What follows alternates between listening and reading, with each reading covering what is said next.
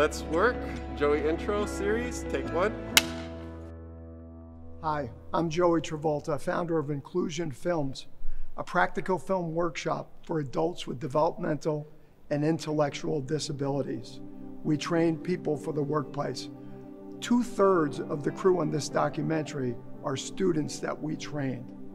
The unemployment rate for people with disabilities is unacceptable. I spent the last 15 years trying to open doors with big corporations and major studios. I had an HR person once say to me, "Why should I hire somebody with a disability?" And I said to them, "Why shouldn't you hire somebody with a disability? Especially if they can do the job." That's what this documentary is about. Highlighting stories of people with disabilities that are successful in the workplace. Let's take a look.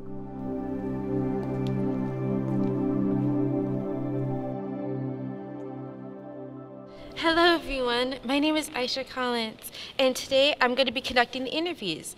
And like many of you, I am also neurodiverse, but I do not let that stop me from becoming a filmmaker. I can do sound, camera, and I even do SFX makeup.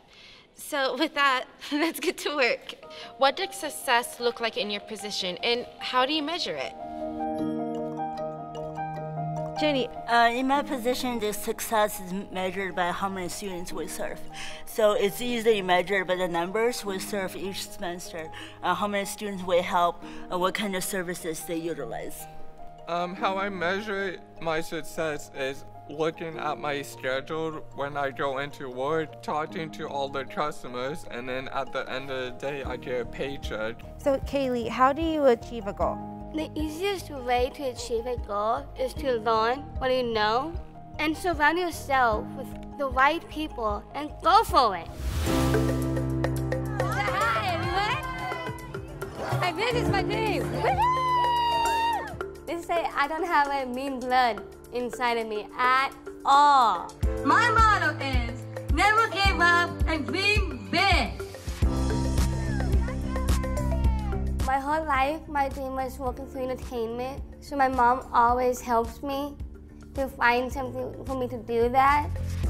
Every day she's got more and more dreams, so I have to be her dream maker and try to put some reality to what we can for her dreams.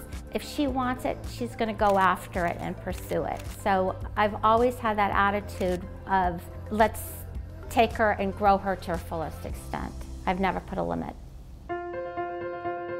So I work at Entertainment Industry Foundation, and I'm the front desk receptionist. I deposit the checks, I deliver the mail, I do a lot of great things with them. When people show up at work with a disability, they bring a genuine joy of being there.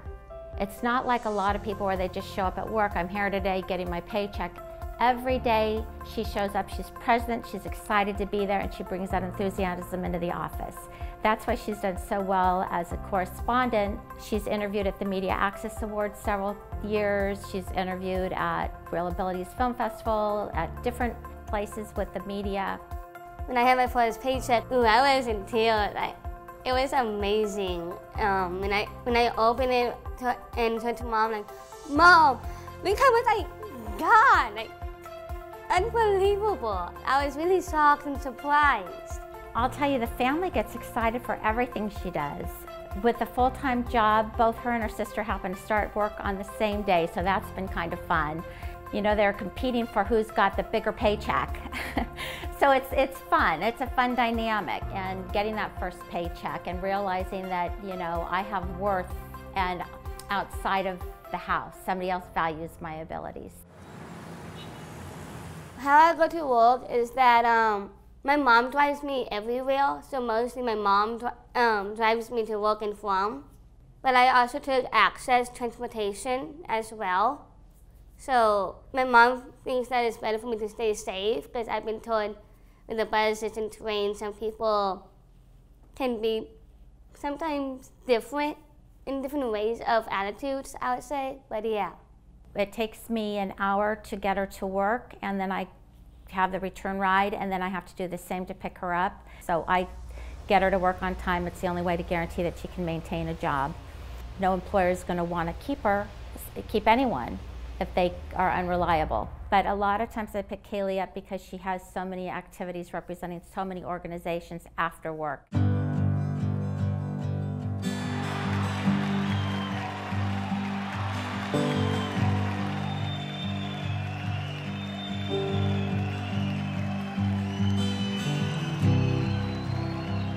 Please not use the word kid when referring to Special Olympics athletes. Please call us athletes or Special Olympics athletes. Every experience that leads to your independence helps gain self-confidence. So I think with Kaylee, with working with World Games, I mean, she attended over 80 events besides showing up to work Monday through Friday every day. It was a very busy year, and you know, she spoke at many of them, and I think each speaking engagement you could see her growing. It's like Kaylee used to be shy, and now look at her. And now she's out there and she knows how to go up and introduce herself and how to promote companies and how to promote people with special needs. And she's right out there, and she just wants to keep expanding that way. And she absolutely loves it. And each time she does it, she wants to do it more. It's a passion with her. It's great. Pursue your own dreams. Like if you have your own passions, do it. Like I have a passion of entertainment, and that's what I'm doing. So I would say in other ways of that is that never give up on yourself and don't have self-doubt in yourself. Because put the negativity away and think about something that you're passionate about and just go for the goal for it.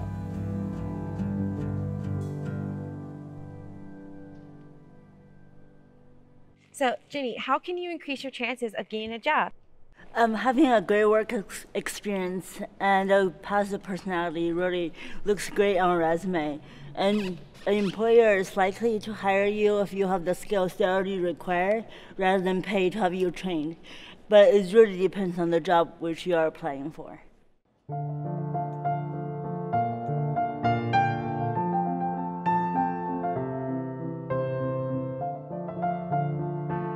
My name is Jenny. I live in Ukiah, California. I'm currently a admin assistant for the EOPS office at Mendocino College. I process applications. I assist students with what they need, like if they want to know what their status is and what their application process is, or they need to turn in something for reimbursement. I first met Jenny when she was a student here about 12 years ago. I didn't really know her, but I saw her. She was a very popular student. She was the student body president, and she served on the board of trustees. When she started working in our office, I worked closely with her and have gotten to know her personality more and her skills as well. This year, we needed to hire someone for our office to help us with our program, and so she was one of the candidates, came in and interviewed, and I recognized her, she recognized me. I applied when I see the opening online. I went through the interview process and eventually was offered this opportunity.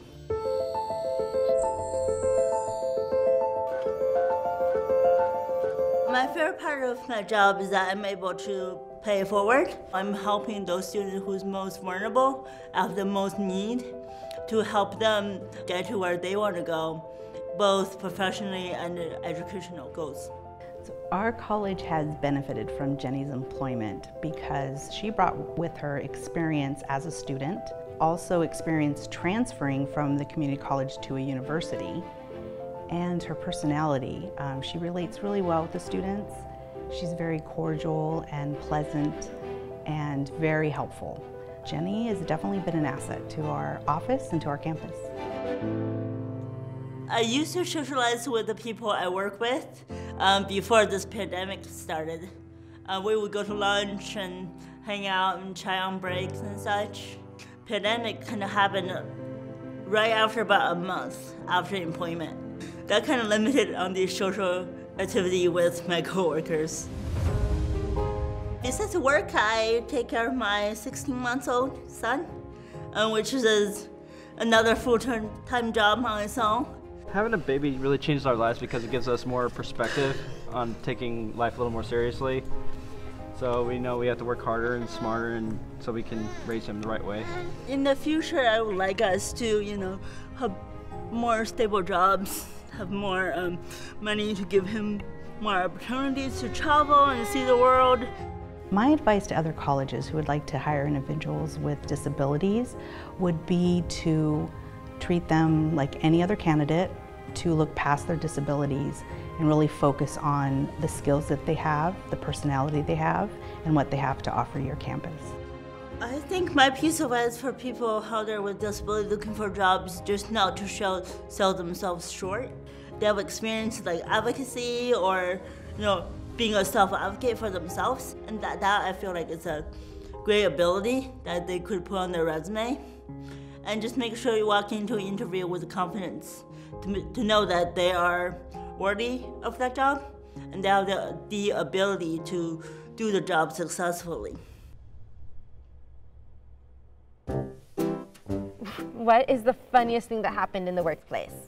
Well, the funniest thing that happened to me at work, I have one student who is like 9 years old that wanted me to be his girlfriend.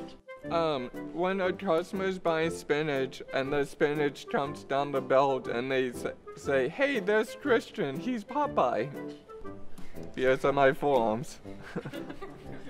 Well, the funniest thing that happened to work was the first time I started my job in the industry, where the dessert, we have an apple pie. With the apple pie, it comes with the pie, ice cream, and caramel frosting. So one day somebody ordered an apple pie, and with the apple pie, I didn't pay attention because our barbecue sauce and our caramel sauce were in the same container. So I grabbed the barbecue sauce and poured it on top of the apple pie and served it to the server, and he took it outside. So after 5 minutes, the bartender will come in and say, "What happened to the apple pie?" "What do you mean?" "Oh, it had barbecue sauce." And I said, "Are you kidding me?" He said, "Yeah." So the guy was from Australia, and he said, "In California, do you guys have barbecue sauce? It tasted really spicy." I said, "No, sir, it's supposed to be caramel." "Oh, but I ate the whole pie." And I said, "Wow, I thought California just like put barbecue sauce and everything." "No, sir, it's supposed to be caramel." From that point on from work, they called me barbecue sauce boy.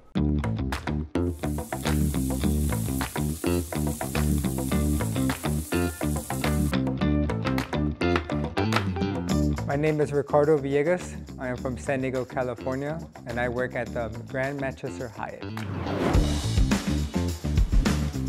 I've been working at the Manchester for 6 years. My responsibilities, I could be working 3 or 4 different sections. One day I could be working downstairs in the restaurant and organizing and preparing for lunch.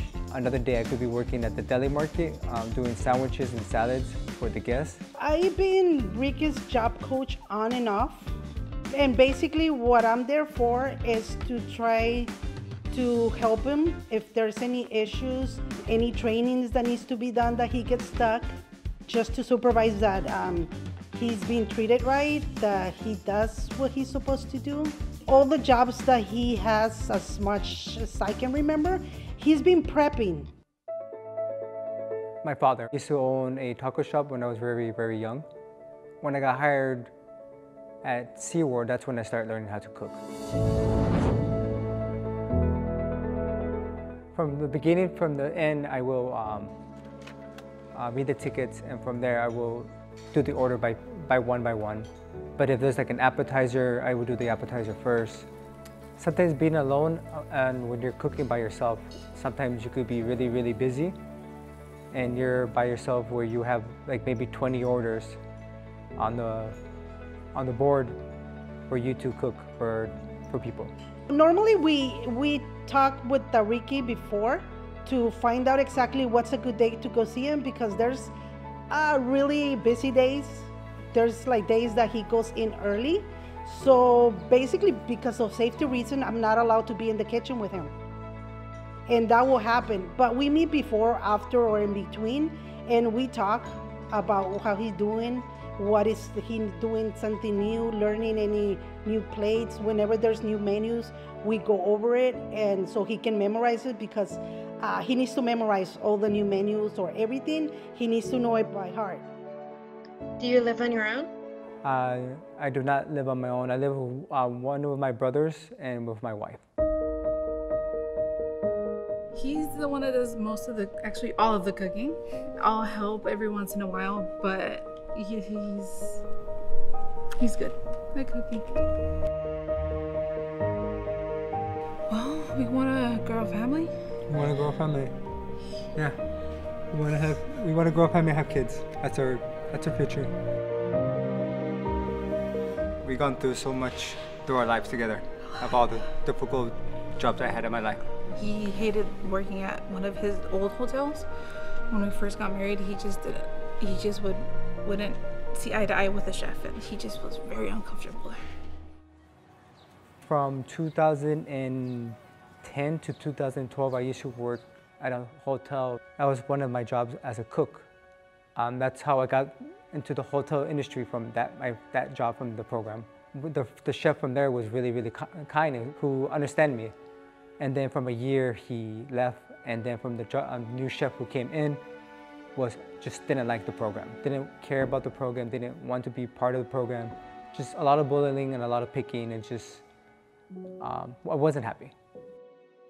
So there was no communication. I was not allowed to go anywhere near the kitchen without her permission. So it became really, really stressful. I mean, it's like getting butterflies every time I needed to be with my client. And I always say, if I'm the job coach feels that way, I can't imagine what my client is feeling, because it was really a horrible experience to be there. When I got the opportunity from the Hyatt, that's when I left. And they liked the program. Working at the Hyatt is completely different. You know, everybody's so friendly. They're willing to talk to you. If there's any issues, you know, they come to you, they ask you. But most likely, they are there to help Ricky. For somebody to be out looking for a job right away, it's really hard. You won't find one right away, but when you do find one, and if you do like it, keep the job. But if you don't like it, don't waste your time staying there. Make sure that you're doing what you enjoy, even if it's from cleaning a table to doing a forklift. You know, as long as you enjoy it, that's the best thing you can do. It doesn't matter what kind of job, if you're like a customer service or a chef.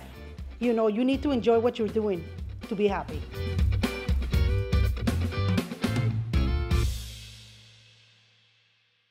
So, Cara, do you feel it's hard to be independent?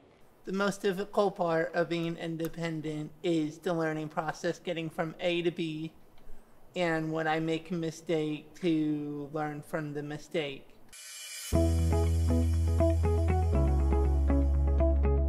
I'm Carl Mead. I live in Elk Grove, and I'm a service specialist for Save Mart. I collect cards, I bag groceries, I put away the items that the customers don't want anymore. I clean the check stands, I do store sweeps, I do a lot of stuff. I know Carl because I was his teacher, the adult transition program teacher. The transition goals for the students are typically being out in the community, also transportation goals, also job training goals. Well, everybody over there was absolutely amazing. They kind of knew I was having trouble filling out the application, so they actually filled them out for me while I told them what my experience was actually. The regional center is crucial, especially once they leave the public school system. At the age of 22, they age out, and so if a student is not hooked up with the regional center, they don't have a lot of support. Okay, they also get the SSI, which will help monetarily for a while, but obviously it won't pay for everything. So those two items were crucial in providing as much independence as possible. Carl was very easy to work with, and so when you're learning new things, he's open to learning new things, and that makes a difference because you know, he wants to succeed, he wants to do the best that he can. My favorite part of the job is getting to meet new people. The most difficult part is, I would say, being patient with some customers because some are not very nice, but that's okay. Because I'm a hard worker, I'm always here, and you don't have to worry about me calling in sick anytime soon. I love my job. It makes me feel more independent that way, so I have something to go to each and every day. The bottom line is I want them to be independent, but I also want them to be happy and then successful and enjoying what they want to do. So, Kiana, what's the challenge of having a job? The first few weeks at a new job can be very challenging because you don't want to mess things up.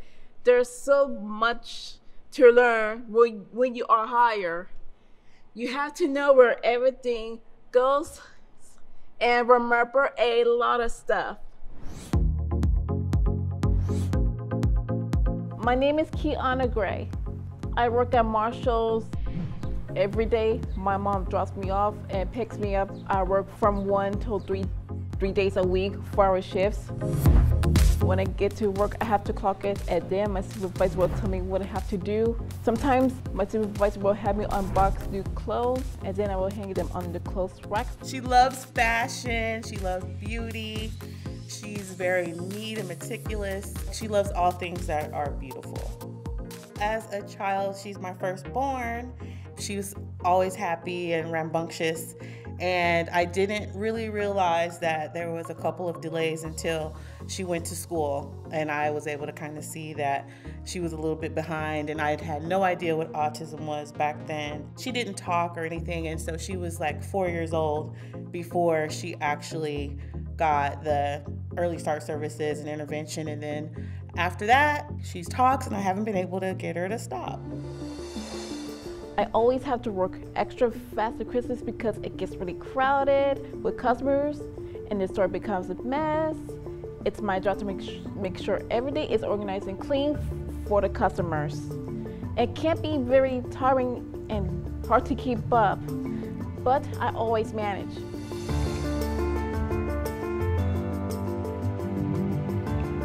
I really didn't think that she would probably get a job. Well, she started workability in junior high, and that's when I kind of really got to see that she really could handle a job and that it wasn't taxing for her. She looked forward to it. She liked it. She liked getting paid. She always spent my money, so I was happy for her to make her own. She's like excited every time she gets her check. When we cash her check, it's like the first time. She's like, oh, I'm rich. Everybody at the bank knows her. If I ever get stuck, I will ask my supervisor for help, and she will put me in the right direction. It gets really confusing in the beginning, but I got used to it once I got the hang of it.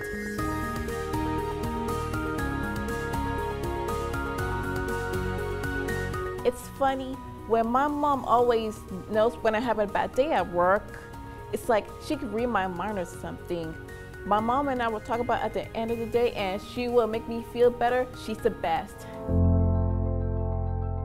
She tells me everything. She wears her feelings on her sleeve. So anytime something happens, we would talk it out and talk about it. And it really has been good. And I think that my worries were kind of put at ease when I knew that I had resources that I could still contact. And then I also met with her boss and spoke with her. And we went to a couple of advisory board meetings together. So she has direct contact with me. And so I felt good about them kind of looking out for her too. And if there was a problem, I knew that they would kind of involve me and come to me and work it out. So open communication, I think, helped. Knowing the people that she worked with, you know, it just made it a lot better for me. I have a lot of goals. The first goal is to drive myself to work every day. My mom says it's not a good idea to do that right now because I'm not ready for it. The second goal is to have a family of my own and be an amazing mom. Those are my two goals. the best part is the feeling it gives her. I mean, she has purpose, something to do. I mean, she could go to a day program, but I think she's a little bit more progressive than she would be just sitting at a day program every day. I think she has a little more potential to do a little bit more. The future is just as bright for her as anybody else. I mean, I think she could go wherever she wants to go. And I'll just be right here to guide her, and she'll steer me wherever she wants to go. What attributes does someone need to have in order to be successful in the workplace? I think patience and understanding, because a lot of our students come in when they haven't received their grants, and it can be frustrating for them because they need the assistance. So having a patience and having understanding that where they're coming from, and having a positive attitude, and in order to be patient and help them out, and in order for them to be paid. So, Christian, do you feel it's okay to ask for help when you're first starting out? Yes, it is. Because if you don't ask for help, then you'll be stuck. It's always good to ask for help because you need to ask the right person.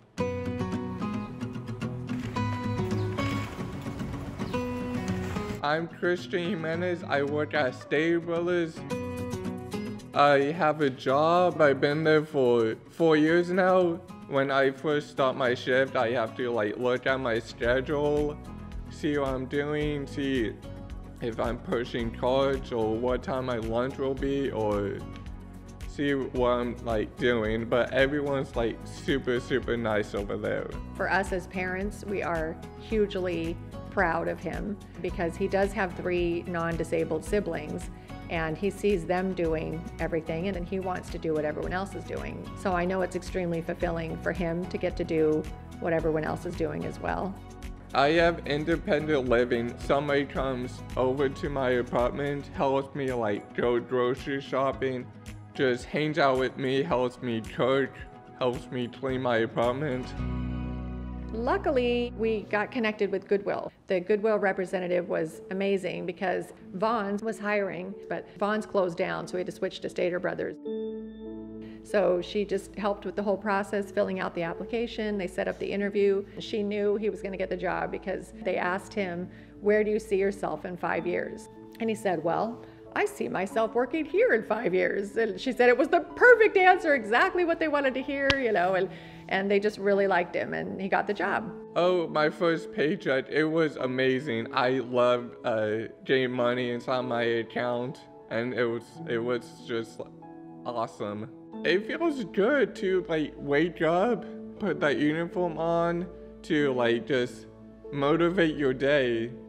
So when they give him a uniform, he takes care of it meticulously, and he gets ready, and his hair's perfect. He always looks dressed perfect and ready to go, and on time, he'll be ready an hour early for work, sitting there waiting for his cab. I think it was just my mentality. I wanted to get out of the house and get paid and start working and make money. I think the most difficult part of his job is customers, because sometimes they can be very impatient with him. He's in kind of a difficult group of disabled because he doesn't appear disabled. That can be very difficult because then they get angry and impatient at him. One time at his first job at Vaughn's, I don't remember what he did. He was just in the parking lot. He didn't hit their car with the cart or anything. He didn't do anything. But somehow the guy got really mad at him and yelled at him. But luckily, some woman, I wish I could find her, came out and started screaming at this man and said, "How dare you?" And he does have a disability. So I think the customers get annoyed or frustrated. If I need help, I usually go to my boss, or I would ask somebody who's running the whole entire program and tell them, "What do you want me to do next? And then I would do that next. My husband and I are amazed at what Christian can do. We could have never imagined all of this when he was a little boy and he was so sick. It's a journey, raising a disabled child, and it just, it breaks your heart, a lot of the things that happen, but I had a lot of people along the way too that saw things in him that I didn't see. Christian's whole disability, when he was younger, he was very off balance. He has something called opsoclonus myoclonus syndrome. It's an ataxia, it's a muscle shakiness. And he was in Taekwondo for years. And one of his times he did a test for Taekwondo, a belt test. Master Lee told Christian for the belt test, and all the parents were sitting off to the side, and he told him, he said, okay, Christian, you need to balance on one foot for 30 seconds, and if you don't do it, you don't get your belt. I almost jumped out of my seat. I was like, what is this horrible man doing to my son? He knows he has a balance issue. He could never balance for 30 seconds on one foot. Christian just braced himself, and he held one foot up, and he did it for 30 seconds. I could not believe it. And then afterwards, Master Lee never looked at me, he looked at Christian and he pointed his finger at him and he said, never let someone tell you you can't do something. I was like, okay, I think he's talking to me right now, you know, so it's a huge lesson for me. And that's, you know, many years ago, and it just taught me, let other people also guide your son, because you're the mom, you know, and you do a lot of good things, but we can be very overprotective too. Ricky, what are some qualities that are needed for a work environment? A good work environment is for people who I work with. If employees are happy, it's good. If the supervisors are in a good mood, it's good. It also goes as a bad environment. If everybody's in a bad mood, it's just bad. Everybody's not happy. So, PJ, what's a fun day at your job? I always have fun with the kids, enjoy with staff. Learn lots of new things and fun things. When should we stop learning new things? Never. Hi, my name is PJ and I work for Lodi Unified School District as work experience assistant. And this is my 6 years, and next year it will be 7 years. And Lodi Unified is my home that I like to work at. I do make copies, shredding, and help students to do one-on-one to show them what they can do. So I'll do tutorial first, and then they can do it on their own. And if they need help, and I'll definitely help them. And then 1 day or 2 days, they can do it by themselves. PJ went through our school system and was interested in working for the district, and it was important for us to make that happen for her and for us, because it is a benefit to us to have her here. So it was important for us to have that opportunity, that pathway for her and other students to follow her so that they can be employed with Lodi Unified School District. She loved to work, and she been working since she was a little child, you know, and she's getting better and better day by day.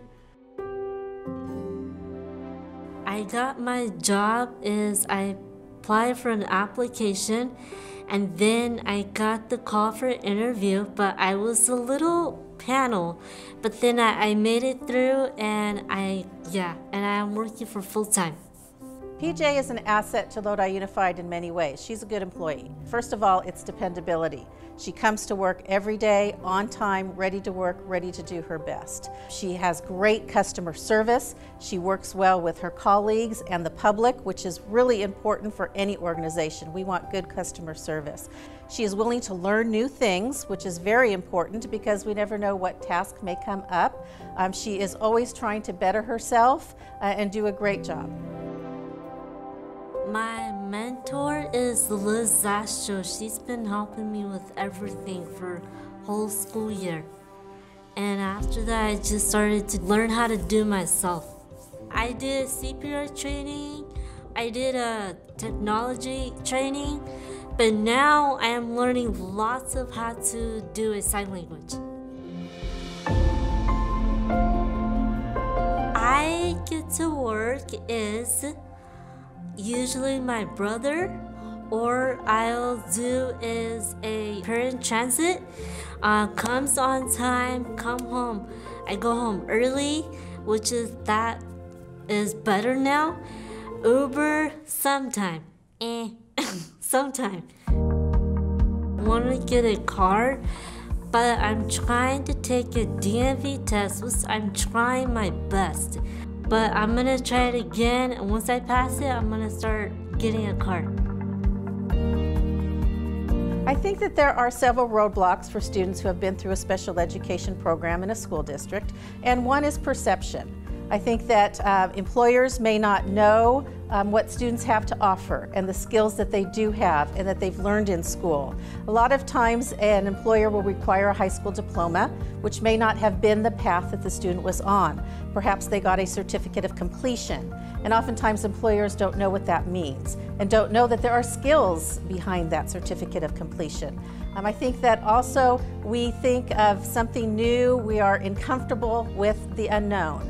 And we need to be able to be comfortable with trying something new and have employers realize that students with special needs can be valuable members of their community and can really serve them well. So I think it's a perception element that we need to combat. We need to really work on that. I feel happy. I get up at 4:50, get ready, be fresh, not to be stressed or rushing. And I'm always happy. I make everyone happy. Part of the issue for students, any student, is knowing what's out there for them. And a district is a business. It's important that students, especially students with special needs, know what's out there and that they can have an opportunity to experience those skills and discover what they can do and what they want to do in life. What gets you most excited about the company's future? Me moving up and growing into the company. We've actually been talking about moving me over to like another department a lot, me and the managers, so I'm hoping that that does happen one day. The future is because I'm a temporary employee right now, so hopefully eventually one day a permanent position will open up and then I can apply and be a permanent employee at the college. What gets me most excited about the company's future is every time I see how people on the autism spectrum gain confidence from me, they prove to themselves that yes, they can do it. They can be able to learn how to live independently and learn how to do their own animation projects. It's like, wow. Not that long ago, a young girl named Danny visited an amusement park on an island in Japan with her pet cat, Iggy. Danny has always had an interest in animation ever since she was able to walk. Today we were expecting to meet Senator Lou Correa, but we had no idea we would also meet a remarkable girl who didn't let autism stop her from forming her own company at just 15 years old. Who encouraged me to do my work is Sandy and Patrick. Ever since I first came up with the idea for D-Animation Entertainment. We do animation production on short films, commercials, books, and any different types of production that would be shown. One of the things that we saw with her was she always had language delays and she had challenges with speech. But yeah, you'd ask her about these drawings that she left all over the house and she'd go on for 20 or 30 minutes with zero impact whatsoever. You'd realize that she had no language deficits when it came to storytelling. I am so proud and very honored to be able to have Danny come and present today as a keynote speaker. Her interactions with her peers at school, her interactions with her teachers, all kind of led us to the conclusion that she was much better in an environment where she was in control of that environment. There's another tool I'm going to show you. It's called the paint bucket tool, which means I can color anything I want. I'm just going to move these legs right here. Let me select those and delete. I originally thought about running an animation studio just to run an animation studio. At age 16, when I traveled around the country teaching animation to people on the autism spectrum, and I realized that people on the autism spectrum can do anything. Whenever I work with them, it's going from interaction back and forth is a great thing to see how students could be able to create everything. And every time they create something new, I get so excited. And I help them and I encourage them and help them develop their shorts that they love to do. And then I move it right here with the pear sprite, then I send it back.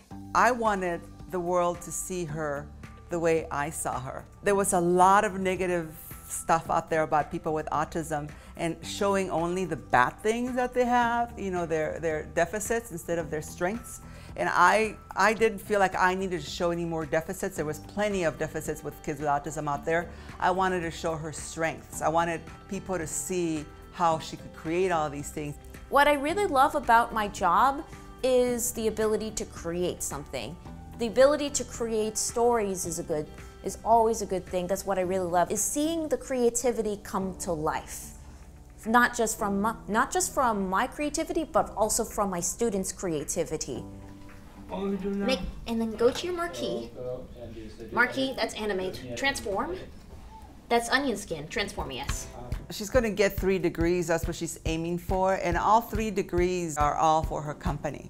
And she's that focused. You know, the first one, of course, is animation, because she needed to be taken seriously with her animation world so that they know that she does know what she's talking about when she's talking animation. Second one was because she wants to learn how to run the company herself, her company, and understand, even if she's not going to do all the work, she wants to understand what all the people that she works with and is hiring are doing.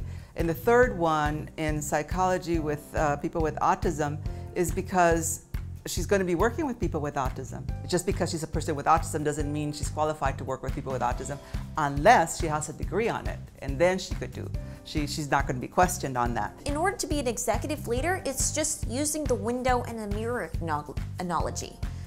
Whenever I see success, I look out of the window, which means I thank everybody for all this hard work. I can brag about how my company does, but I never brag about myself. And whenever I see failure, I look in the mirror. And it's my own responsibility. Whenever I mess things up, it's my responsibility. Always my responsibility whenever I make mistakes. And that requires maintaining equanimity. Okay, so Danny, how did you become your own boss?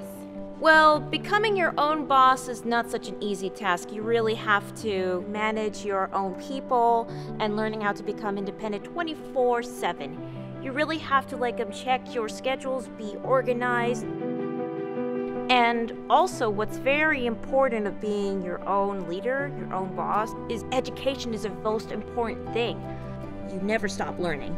You just have to learn how to be independent and learn how to being your own boss is the most important key. You just really need to keep the flywheel going, just like what Jim Collins explained from good to great.